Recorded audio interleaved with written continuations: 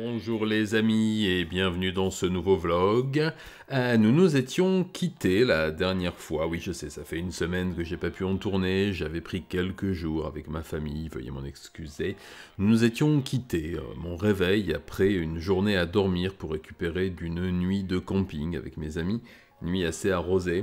J'ai quelques souvenirs de choses qui m'étaient passées par la tête parce que mon hypermnésie permanente me fait me remémorer des choses dont je me passerais bien parfois et d'autres que je retrouve avec plaisir. Comme je vous l'ai dit, Mademoiselle Ayako, qui travaillait dans un supermarché, dans un 7-Eleven, m'avait dit que je pouvais passer, peut-être qu'elle serait là, peut-être que... Enfin, je me doutais que j'allais trouver...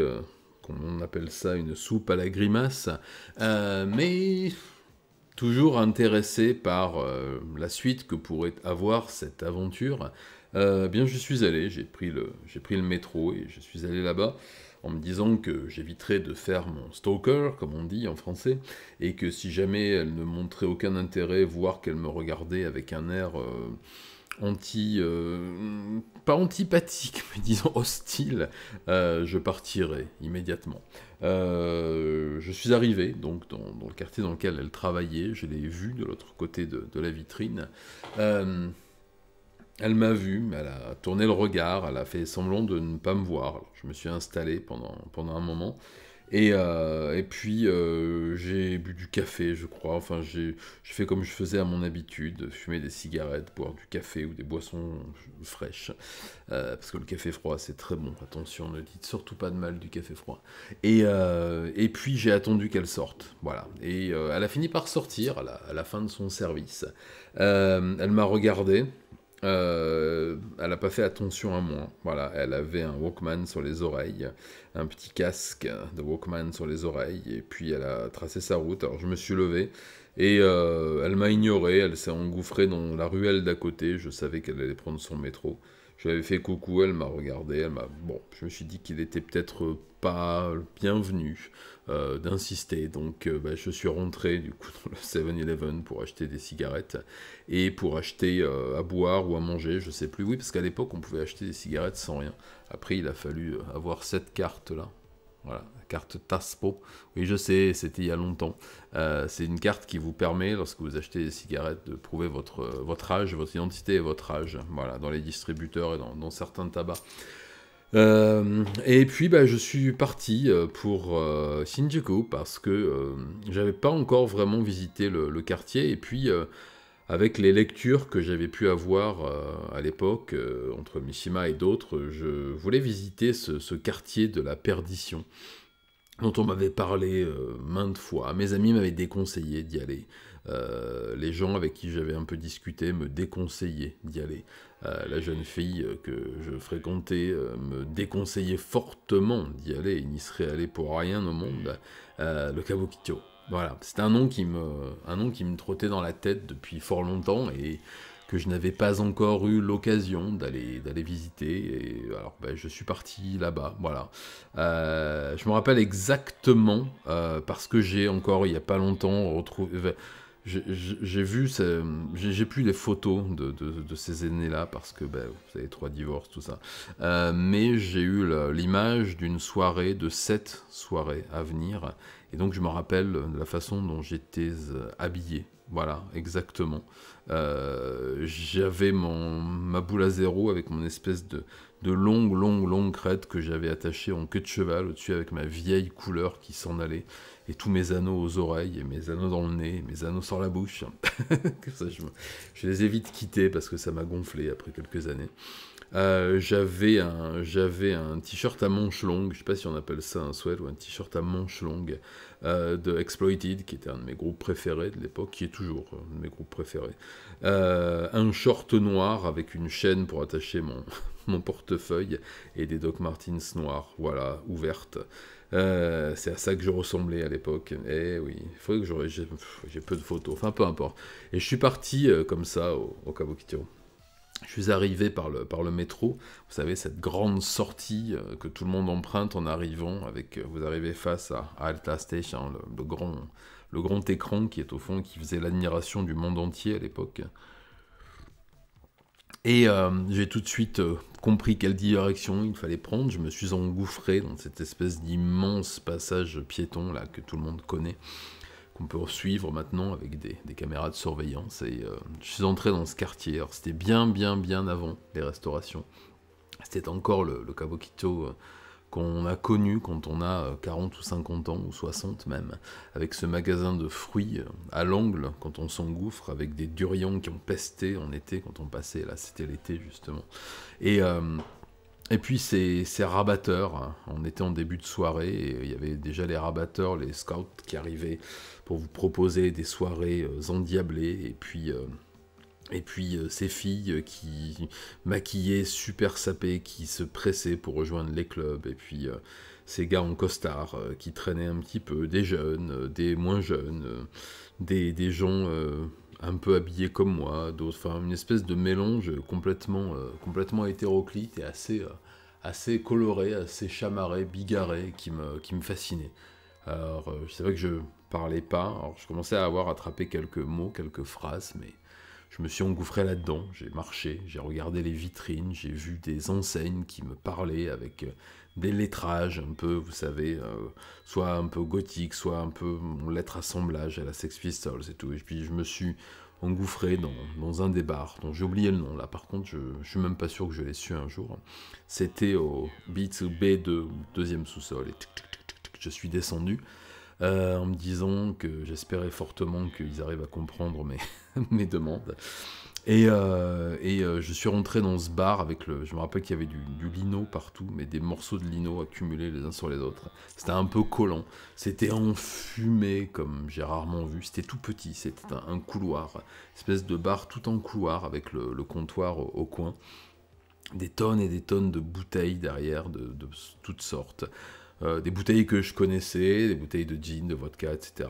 Des tireuses à babe, des bouteilles que je connaissais pas, avec des étiquettes un peu fabuleuses qui m'attiraient vraiment, mais que j'étais incapable de lire. Et puis des CD, des vinyles partout, des bacs au-dessus, des étagères sur tous les côtés avec des vinyles aux pochettes défoncées.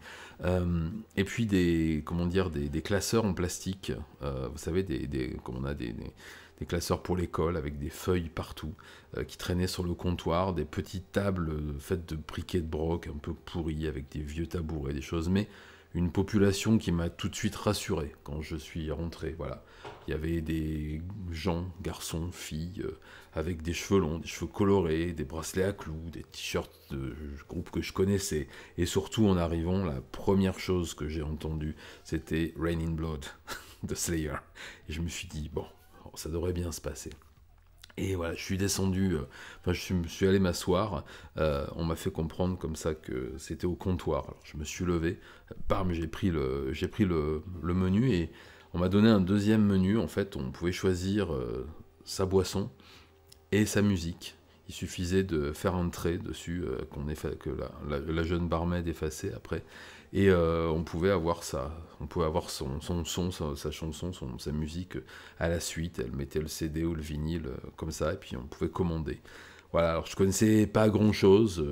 La jeune fille essayait de parler un petit peu anglais. J'ai commandé un Jack Daniels avec une bière, c'est ce que j'avais l'habitude de boire à l'époque. Alors, je jetais mon petit verre de Jack Daniels dans ma bière et je me tapais le tout cul sec pour me mettre dans l'ambiance, et après je les faisais durer un peu plus. C'est comme ça s'appelle un rince-cochon. Et voilà, c'est ce que j'ai commandé. J'ai regardé autour de moi, je me suis senti vraiment bien dans cet endroit.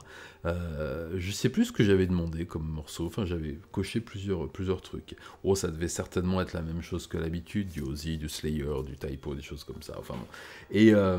Et puis j'ai commencé à discuter avec un des gars qui était assis à côté, qui avait une queue de cheval et un perfecto tout neuf, mais qui était pas tout jeune, d'un certain âge déjà, et qui parlait pas un mot d'anglais, alors encore moins de français. Alors j'ai essayé de me faire comprendre, de montrer des trucs, montrer des CD, montrer des pochettes, des choses qui me plaisaient. Et puis il fait oh ok, c'est chouette. Enfin, on a réussi, les vers enchaînant les vers et les vers enchaînant les vers. Je pense que le langage universel des bistrots a fait son œuvre, et on a commencé à échanger, on a commencé à rigoler, on a commencé à être un peu entamé, d'ailleurs. Et puis, il m'a proposé de sortir. Alors, je savais pas qu'il fallait pas suivre des inconnus à l'époque, c'était même plutôt le contraire, mais il m'avait quand même vachement rincé, on va pas dire le contraire. Donc je l'ai suivi, on est sorti de ce bar. Et on a marché en direction d'une grande rue qui suivait l'ancien théâtre, qui a changé maintenant. Et il m'a amené pour la première fois dans un endroit que je devais fréquenter assidûment plus tard, qui est le Loft Plus. C'est une salle de spectacle, salle de concert, bar, salle d'expo, etc., qui était au Cabocchio, qui est toujours dans le quartier, qui a beaucoup changé. Et où j'ai vécu des aventures assez épiques dans les années suivantes. Mais là, c'était la première fois que j'y allais. Il y avait un concert ce soir-là, je me rappelle que c'était 1000 yens avec une consommation, ce qui est très très peu cher. Je me rappelle plus du tout du nom du groupe. C'était du grindcore un peu à la CSSO, enfin dans ce qui se faisait dans ces années-là, à la fin, toute fin des années 80, début des années 90, donc c'était vraiment très très très très brutal. Mais j'adorais ça, et on est rentré là-dedans, on a payé notre billet, il était tard pourtant, mais bon, on est rentré, on est allé chercher notre conso, et puis on a sauté en l'air, on a pogoté comme des crétins. Et puis j'ai vu qu'il y avait quand même une assemblée assez semblable à celle que je connaissais pendant mes soirées et les petits concerts auxquels j'assistais à Bordeaux, à Paris ou ailleurs. Et je me suis senti encore mieux. Et je ne savais pas que j'étais en train de découvrir ce qui me donnerait encore plus envie d'aller m'installer là-bas. Voilà. Et il se trouve que parmi cette population de gens qui sautaient partout, qui buvaient, qui étaient un peu tatoués, oh, mince, je me dis, mais alors, il y a donc des gens tatoués. Alors moi, j'étais pas encore très très tatoué, mais je commençais à en avoir un peu. Et des jeunes filles avec des cheveux colorés, avec les tempes rasées, avec des piercings. Je suis waouh, waouh, mais dites donc, mais c'est pas du tout ce que j'imaginais, c'est encore mieux. Et je suis allé m'asseoir, le monsieur qui m'avait amené là-bas, Ken il s'appelait, et m'a amené dans un petit coin avec plusieurs personnes. Voilà, et je me suis assis avec eux. Il y avait une grande bouteille de gin avec des petites bouteilles de tonic à côté, et puis 2 pichets de bière. Et il y a une des camarades avec laquelle il était qui parlait parfaitement anglais, et ça me faisait du bien, parce que c'est vrai que adapter son langage, parfois, c'était un peu compliqué. Et puis on a commencé à discuter, et puis la soirée s'est passée très différemment de ce que j'avais escompté, mais ça, je vous le raconterai la prochaine fois. Eh ouais, allez, je vais vous laisser. J'ai ma voix qui commence à partir. Je vous embrasse pour ceux que ça intéresse, et puis je vous dis, comme d'habitude, matanez.